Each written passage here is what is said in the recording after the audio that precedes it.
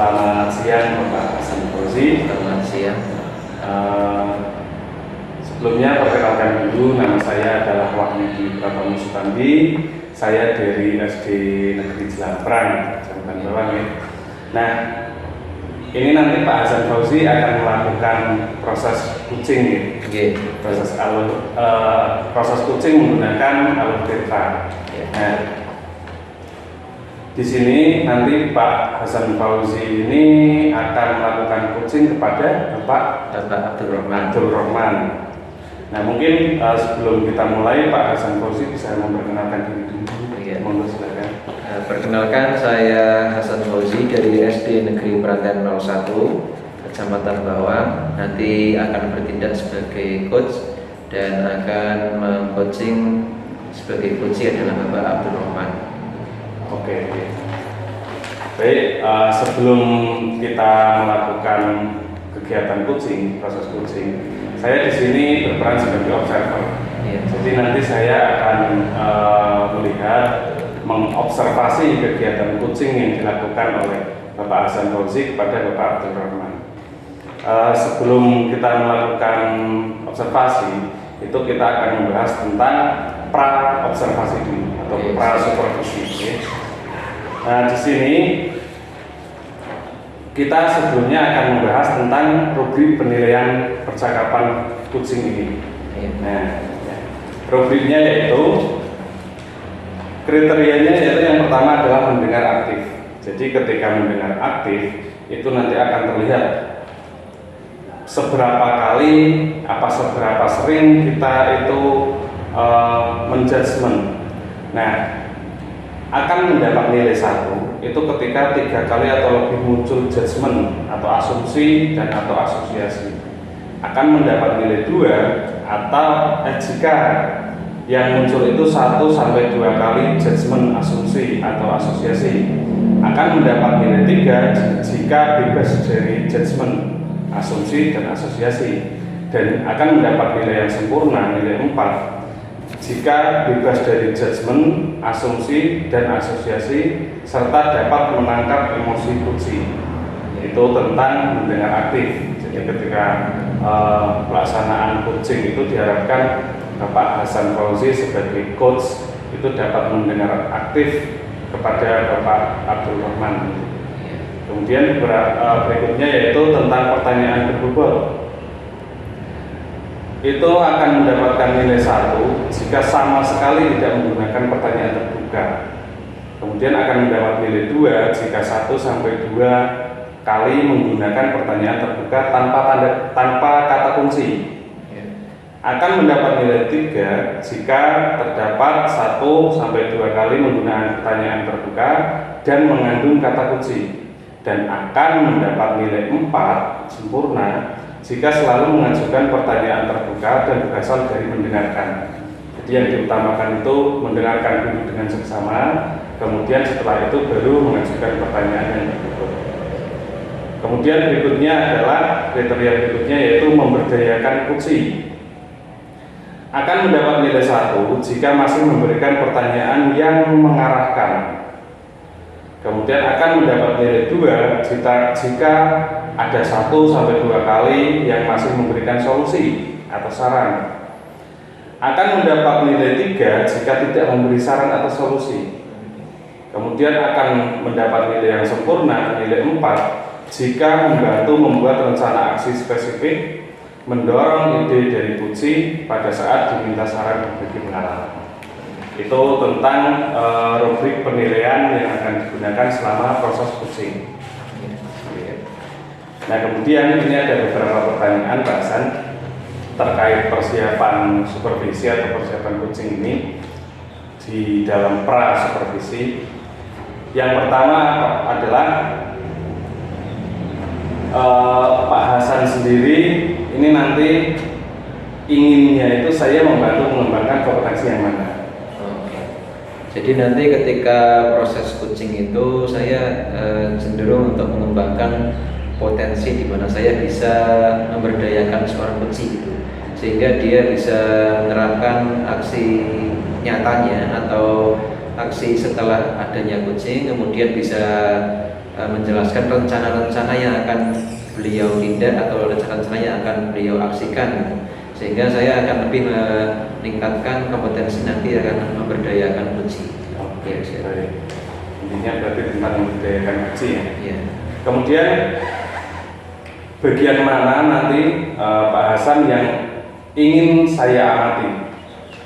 Oke, karena tujuan saya ini ingin meningkatkan kompetensi memberdayakan, sehingga nanti tolong diamati, terutama pada bagian ketika saya itu mengarahkan atau intinya jangan sampai saya itu keluar untuk memberikan solusi, tapi justru mengarahkan agar solusi itu timbul dari coach sendiri. Ya. Oke. Kemudian berikutnya, bagaimana penilaian Pak Hasan sendiri terhadap apa yang akan kita kembangkan pada hari ini? Kalau menurut saya ini kemampuan coaching ini harus selalu ditingkatkan ya. Karena kan kalau coaching itu artinya antara coach dengan coachingnya itu kan bisa jadi sejajar ataupun lebih tinggi coachingnya. Coach hanya bisa membantu, mengarahkan, menuntun, sehingga nanti kompetensi ini bisa benar-benar ditingkatkan dan bisa akhirnya adalah kita sama-sama untuk ini kan kita di sekolah ya. Jadi sama-sama untuk memberdayakan seorang murid. Murid itu bisa dengan mandiri, bisa dengan menjadi manusia yang merdeka seperti itu. Oke, siap. Kemudian kalau sudah dijelaskan seperti tadi, kira-kira nantinya itu indikator keberhasilannya itu bagaimana Pak? Iya.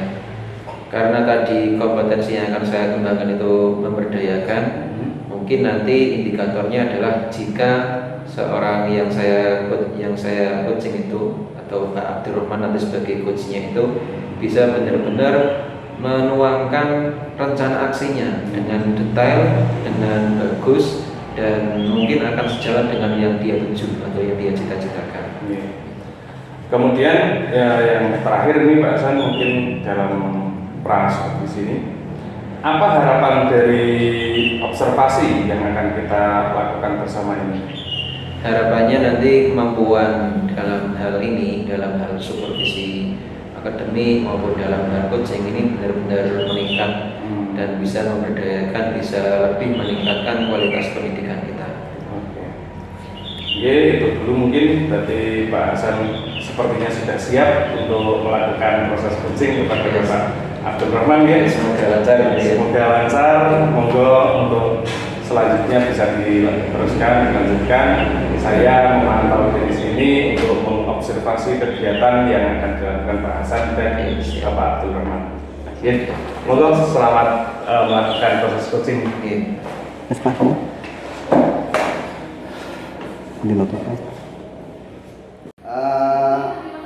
Assalamualaikum Pak Hasan.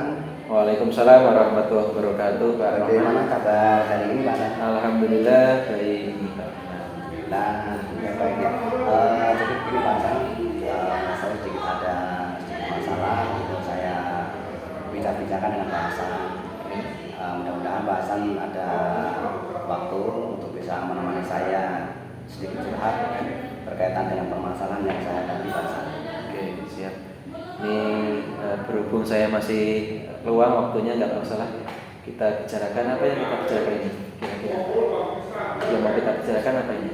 Alhamdulillah sekali Pak Hasan ada waktu terkait dengan untuk sedikit mendengarkan apa yang saya sampaikan.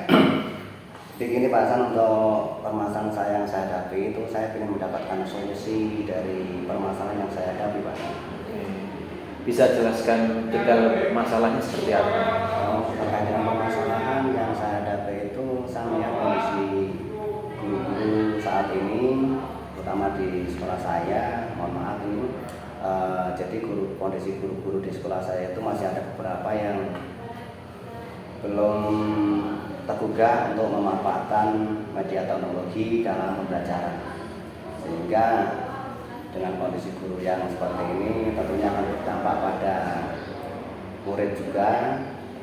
Di sana terlihat anak murid-murid itu tidak begitu termotivasi dalam mengikuti pembelajaran, Artinya karena ya mungkin salah satu penyebabnya adalah karena kurang menariknya media yang digunakan oleh guru-guru tersebut.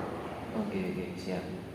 Nah, jadi saya menangkap masalahnya adalah pemanfaatan media ya, media teknologi yang mempengaruhi juga motivasi murid seperti itu ya. Iya, betul sekali. Oke.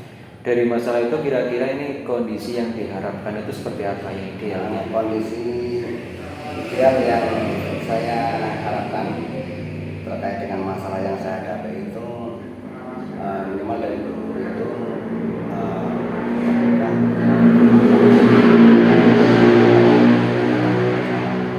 artinya di sini kan seperti kita ketahui di era yang semakin pesat perkembangan zaman, kita tahu di era sekarang ini banyak sekali platform-platform atau media pembelajaran yang bisa dimanfaatkan untuk menarik atau mencegah motivasi dari peserta didik. Yang merasa. Oke, jadi harapan atau kondisi yang akan diharapkan itu semua guru kemudian peserta didik itu bisa memanfaatkan media teknologi seperti itu ya. Betul sekali. Oke. Berangkat dari situ kira-kira ini sekarang ini kalau dilevelkan misalkan dari skala 1 sampai 10, kira-kira sekarang kondisinya di level berapa ini? Sementara ini melihat kondisi guru yang ada, melihat dari karakter yang ada itu sekarang itu masih level 5. Saya menemukan berbagai alasan yang berbagai alasan yang ada terkait dengan skala sarpas yang ada di sekolah, Mas. Jadi kan ini kondisi sekarang itu di level 5. Kira-kira idealnya itu berada di level berapa ini? Kalau Untuk harapan saya kondisi ideal untuk saat ini di level 8 aja sudah cukup bagi saya, karena kita melihat juga kemauan dan kemampuan daripada guru-guru yang belum maksimal mau mengoptimalkan pemanfaatan teknologi tersebut. Oke, jadi kan kondisi sekarang 5 akan ditingkatkan ke 8 itu ya. Jadi kira-kira ini Pak Rahman kan bisa menggali sendiri untuk meningkatkan dari level 5 mencapai level 8 itu kira-kira yang bisa dilakukan apa saja? Saya pikir sebetulnya itu yang jadi pemikiran saya, Mas. Bagaimana untuk bisa menaikkan level dari 5 sampai ke 8. Namun jika dari versi saya itu saya punya harapan mungkin dengan kegiatan mentoring barangkali atau pendampingan itu bisa meningkatkan motivasi guru untuk menggunakan media teknologi. Oke, jadi ada satu pemikiran untuk mengadakan kegiatan mentoring seperti itu ya. Oke, selain mentoring kira-kira apa saja ini bisa dilakukan untuk mencapai tujuan itu? Untuk saat ini selain mentoring atau pendampingan yang bisa dilaksanakan untuk menggugah minat dari guru-guru tersebut, mungkin bisa jadi kita laksanakan semacam workshop atau pelatihan barangkali bahasa teknik. Jadi tadi selain mentoring ada mungkin pemikiran untuk workshop, kemudian fintech, pelatihan dan sebagainya itu ya. Oke. Jadi ini kan jika aksi ini mungkin tidak dijalankan dengan maksimal, nanti kan akan tidak mencapai level 8 itu ya. Nah, kira-kira biar benar-benar mencapai level 8 itu prioritasnya yang dilaksanakan itu apa saja? Dari beberapa alternatif yang saya sampaikan tadi, untuk yang sementara ini yang jadi prioritas. Kalau saya malah justru mengambil yang mentoring atau pendampingan. Menurut saya itu lebih efektif dibandingkan dengan kegiatan lain. Kita tahu kalau misalnya menggunakan fintech atau workshop perlu banyak hal-hal yang kita pertimbangkan. Mungkin yang pertama terkait kita harus mencari narasumber, kemudian bisa terkait biaya juga barangkali itu jadi pertimbangan, sehingga untuk sementara saya memprioritaskan mentoring atau pendampingan secara individu pada guru tersebut untuk bisa meningkatkan pemanfaatan teknologi. Oke, jadi ini sudah diambil prioritas, aksinya adalah mentoring ini ya, tadi sesuai awal ini ya. Kira-kira ini kalau sudah dipilih mentoring, ini jangka waktunya kapan ini maksudnya waktunya? Jangka waktu mentoring sebagai tahap awal mungkin saya harus konsultasi dulu terhadap kepala sekolah berkaitan dengan pengadaan kegiatan mentoring. Namun jika ini sebagai langkah awal mungkin 2 minggu barangkali sebagai tahapan awal mentoring sudah bisa saya laksanakan. Oke, jadi ini akan ada konsultasi dulu dengan kepala sekolah. Betul sekali. Kemudian jangka waktunya 2 minggu selalu ya. minggu. Oke. Kalau sudah ada jangka waktu, kira-kira ini ukuran keberhasilannya apa dari rencana tersebut? Kira dikatakan berhasil, kira-kira ukurannya apa? Dari kegiatan apa Pak? Tadi kan kegiatan mentoring akan dilaksanakan dalam jangka waktu 2 minggu untuk tahap awal gitu ya. Kira-kira untuk ukuran keberhasilan selama 2 minggu itu kegiatan mentoring itu seperti apa ukurannya? Keberhasilan yang bisa dijadikan catatan untuk saya jika guru itu sudah minimal ada kemauan untuk memanfaatkan teknologi, kemudian guru itu sudah mau menggunakan teknologi dalam kegiatan pembelajaran sehari-hari sebagai media pembelajaran, saya sudah dianggap berhasil. Oke, jadi ukuran keberhasilannya jika teknologi itu sudah dimanfaatkan oleh guru-gurunya dalam pembelajaran sehari-hari. Oke. Ini adakah komitmen biar nanti rencananya benar-benar terjalin, benar-benar bisa ada hubungan dengan antara ini kan nanti jadi mentor ya, antara Bapak Rohman dengan guru-guru bisa terjalin? Adakah komitmen yang mungkin akan bisa membantu? Komitmen yang harus saya persiapkan adalah kita harus melaksanakan secara konsisten dan mungkin barangkali ada evaluasi secara berkelanjutan, mungkin ada kegiatan refleksi setelah kegiatan sehingga untuk memacu kegiatan itu menjadi lebih baik secara kesinambungan. Oke. Jadi ada refleksi gitu ya, sebagai komitmen nanti kegiatan dalam jangka waktu 2 minggu itu ada kegiatan refleksi juga. Ini kan berkaitan dengan mentoring kan pasti ada orang lain ini ya. Ada refleksi juga. Ini kira-kira siapa saja yang dilibatkan gitu? Dalam hal ini kegiatan mentoring ini saya perlu melibatkan terutama guru yang ahli IT karena kebetulan di tempat saya mengajar itu ada salah satu guru yang memang ahli IT dan itu bisa dijadikan sebagai kolaborasi saya dengan beliau untuk bisa memaksimalkan atau mengoptimalkan pemanfaatan teknologi terhadap guru-guru yang memang belum mampu. Kemudian selain itu saya juga harus berkolaborasi juga dengan kepala sekolah sebagai pemangku kebijakan, tentunya mau tidak mau karena ini di ranah sekolahan sehingga kita tidak akan terlepas dari kepala sekolah sebagai pemangku kebijakan dan juga sebagai penanggung jawab daripada kegiatan tersebut. Adapun saya nanti sebagai karena pelaksana ya, pertama sebagai pangku saja, pertama kepala sekolah yang akan menentukan ya dan tidaknya. Jadi sudah ada gambaran ya, ada KS, semua warga sekolah termasuknya ini ya, guru, murid dan sebagainya. Oke, kita perbincangan kali ini kira-kira Bapak Rohman yang didapatkan apakah sudah ada pencerahan dari perbincangan kita ini? Kira-kira dari permasalahan tadi perbincangan yang didapatkan setelah melakukan obrolan terkait dengan perasaan rasanya. Ya. Alhamdulillah perasaan, manfaat yang bisa didapatkan dari obrolan ini kira-kira apa saja bisa manfaat yang didapatkan dari hasil obrolan ini terutama saya menjadi plong ya. Menjadi plong sedikit lega karena Pak Hasan sudah bisa menggali apa yang menjadi permasalahan saya sehingga saya dibantu dengan Pak Hasan bisa menemukan solusi permasalahan yang saya hadapi terkait kondisi yang ada di sebelah saya. Berarti ini obrolannya sudah sampai pada tahap akhir ini ya. Oke, tadi sudah merefleksikan juga perasaannya agak plong. Semoga bantuan saya benar-benar membantu dan nanti semoga rencananya sukses Pak ya. Ya. Oke. Nah, selesai. Saya kira demikian Pak Hasan untuk perbincangan saya dengan panjenengan. Mohon maaf sekali ganggu waktu Anda. Saya lewat terus. Saya akhiri. Assalamualaikum warahmatullahi wabarakatuh. Waalaikumsalam warahmatullahi wabarakatuh.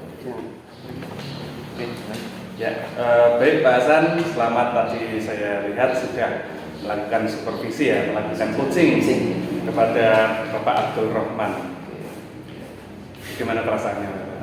Perasaannya ya saya menjadi lebih termotivasi agar nanti kompetensi saya semakin meningkat seperti itu. Oke. Terus kira-kira dari proses tadi coaching Pak Hasan kepada Bapak Abdul Rahman itu Pak Hasan menilai diri Pak Hasan sendiri sebagai coach itu bagaimana?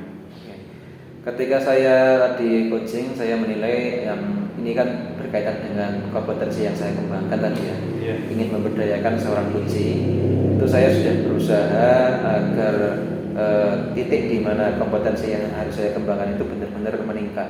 Dan tadi saya sudah berusaha semaksimal mungkin agar coaching itu benar-benar mencapai rencana aksinya, tidak ada tendensi, tidak ada satu masukan solusi dari saya gitu. Oke. Yang membuat Pak Hasan berpikir demikian itu apa? Oke. Tadi saya berbicara seperti ini karena tadi juga saya yakin tidak ada satu solusi pun yang keluar dari saya sendiri. Siap. Tapi tadi solusinya itu benar-benar dari coaching gitu. Apakah itu sudah sesuai dengan indikator yang tadi Bapak rencanakan di pra supervisi? Oke. Kalau indikatornya ya mungkin sebagian besar ya tidak sempurna, tapi masih bisa diperbaiki. Tapi ya kayaknya sudah bagus sih, sudah lebih dari standar gitu. Ya, sudah ya secara umum berarti sudah sesuai indikator. Ya, sesuai gitu. Oke.